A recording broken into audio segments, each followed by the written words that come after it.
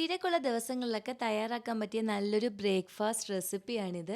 ഇതിന് പ്രത്യേകിച്ച് കറികളുടെ ആവശ്യമൊന്നുമില്ല. അല്ലാതെ തന്നെ നമുക്കിത് കഴിക്കാവുന്നതാണ്. അതുപോലെ ഒരു 5 10 മിനിറ്റ് കൊണ്ടൊക്കെ തന്നെ നമുക്കിത് ചെയ്തെടുക്കാനും പറ്റും. അപ്പോൾ നല്ല ടേസ്റ്റി ആയിട്ടുള്ള ഈ ഒരു റെസിപ്പി എങ്ങനെയാണ് ചെയ്തെടുക്കുന്നതെന്ന് നോക്കാം. അതിനായിട്ട് ആദ്യം നമുക്ക് വേണ്ടുന്നത് റവയാണ്. ഞാനിപ്പോൾ ഇവിടെ 250 ml കപ്പിന് 1 കപ്പ് റവ എടുത്തിട്ടുണ്ട്. അത് നമുക്ക് ഈ ഒരു മിക്സിയുടെ ജാറിലേക്ക് ഇട്ട് കൊടുക്കാം. ഇനി നമുക്കിതിലേക്ക് അര കപ്പ് വെള്ളം കൂടി ഒഴിച്ചു കൊടുത്ത് നന്നായിട്ട് ഇതൊന്ന് അരച്ചെടുക്കാം. നമ്മളിങ്ങനെ അരച്ചെടുക്കുമ്പം വെള്ളം കുറവാണെന്ന് തോന്നുവാണെങ്കിൽ ഒരു 1/4 കപ്പ് വെള്ളം കൂടി ഒഴിച്ചു കൊടുത്ത് അരച്ചെടുത്താൽ മതി. ഇപ്പം ഞാനിതിവിടെ ഇതുപോലെ ഒന്ന് അരച്ചെടുത്തിട്ടുണ്ട്. ഇനി നമുക്ക് ഈ ഒരു ബൗളിലേക്ക് ഒന്ന് ഒഴിച്ചു കൊടുക്കാം. ഇനി നമുക്കിതിലേക്ക് ഒരു അര കപ്പ് വെള്ളം കൂടി ഒഴിച്ചു കൊടുത്ത് നന്നായിട്ട് ഇതൊന്ന് മിക്സ് ചെയ്തെടുക്കണം. മൊത്തത്തിൽ ഞാനിപ്പം ഇതിലേക്ക് 1 കപ്പ് വെള്ളമാണ് ഒഴിച്ചു കൊടുത്തിരിക്കുന്നത്.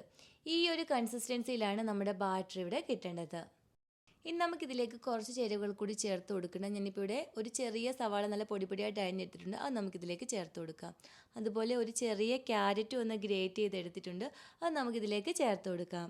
അതുപോലെ നമ്മുടെ എരിവ് അനുസരിച്ച് പച്ചമുളക് നമുക്കിതിലേക്ക് ചേർത്ത് കൊടുക്കാവുന്നതാണ്. ഞാനിപ്പോൾ ഇതിലേക്ക് ഒരു പച്ചമുളക് നല്ല പൊടിയായിട്ട് അരിഞ്ഞിട്ട് കൂടി ഇതിലേക്ക് ചേർത്ത് കൊടുക്കുന്നുണ്ട്. ഇതിൻ്റെ കൂടെ തന്നെ നമുക്കൊരു അര ടീസ്പൂൺ ചില്ലി ഫ്ലേക്സ് കൂടി ഇതിലേക്ക് ചേർത്ത് കൊടുക്കാം.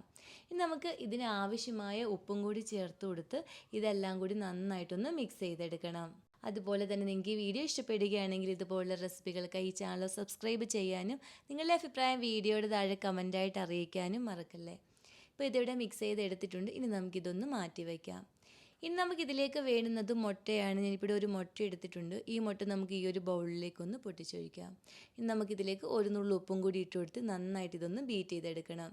ഒരു ഫോർക്ക് കൊണ്ടോ അല്ലെങ്കിൽ ഇതുപോലെ ഒരു വിസ്ക് കൊണ്ടോ നന്നായിട്ടൊന്ന് ബീറ്റ് ചെയ്തെടുത്താൽ മതി. ഇനി നമുക്കിതൊന്ന് മാറ്റി വയ്ക്കാം. ഇനി നമുക്കിത് ചുട്ടെടുക്കുന്നതിനായിട്ട് ഈ ഒരു പാനിലേക്ക് ഒരു അല്പം ഓയിലൊന്ന് തേച്ച് കൊടുക്കാം. ഓയിലൊന്ന് തേച്ച് കൊടുത്ത് പാനൊന്ന് ചൂടായ ശേഷം തീ ഒന്ന് കുറച്ച് വെച്ചിട്ട് നമുക്കിതിലേക്ക് ഒരു തവി മാവ് ഇങ്ങനെ ഒന്ന് ഒഴിച്ചു കൊടുക്കണം. ഈ ഒരു തവി മാവ് ഒഴിച്ചു കൊടുത്ത് ഒരുപാട് പരത്തേണ്ട ആവശ്യമില്ല. ചെറുതായിട്ട് ഇങ്ങനെ ഒന്ന് പരത്തി കൊടുത്താൽ മാത്രം മതി. ഇനി ഇതിൻ്റെ മുകൾ ഭാഗത്തെ കളറൊക്കെ ഒന്ന് ചേഞ്ചായി ഇതൊന്ന് കുക്കായി വന്ന് തുടങ്ങുമ്പം നമുക്കിതൊന്ന് തിരിച്ചിട്ട് കൊടുക്കാം. ഇങ്ങനെ ഒന്ന് തിരിച്ചിട്ട് കൊടുത്ത ശേഷം നമുക്കിതിന് മുകളിലേക്ക് ഒരല്പം നമ്മൾ ഇവിടെ മുട്ട ബീറ്റ് ചെയ്ത് വെച്ചിരിക്കുന്ന ആ മുട്ട ഒരല്പം നമുക്കിതിന് മുകളിലേക്ക് ഇങ്ങനെ ഒന്ന് ഒഴിച്ചു കൊടുക്കണം. വളരെ കുറച്ച് ഒഴിച്ചു കൊടുത്താൽ മാത്രം മതി.